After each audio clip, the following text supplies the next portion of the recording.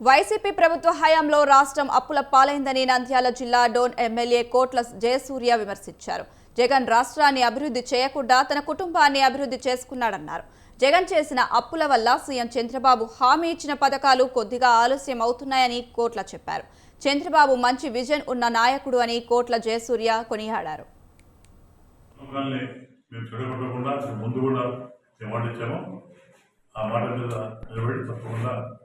మేము వాళ్ళని కాపాడతాం. ఇదంతా కారణం కూడా ఎందుకు లేదంటే కారణం కూడా జగన్మోహన్ రెడ్డి.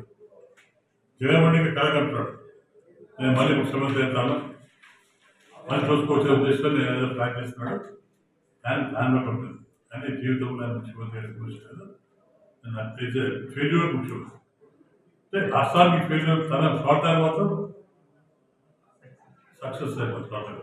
ప్రణాళిక కోసం 1000 కోట్ల పైసలు ఎలక్షన్ ఆయన అప్డేట్ మన ఎలక్షన్ అప్పుడు తీసుకుంటే మేము కూడా ముఖ్యమంత్రి ఉన్నాం. ఆస్తి దొరలేదు, ఉన్న ఆస్తి అనుకున్నాం. మనకు ఆస్తి లేదేం లేదు, అడ్వాన్స్ 20 కోట్లు వచ్చారు. ఎక్కడికి వచ్చింది?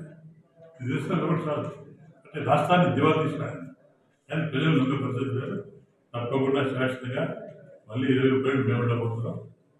వాళ్ళ నమ్మకాన్ని మేము చెడగొట్టకుండా ముందు కూడా మేము మాట ఇచ్చాము. ఆ మాట మీద నిలబడి తప్పకుండా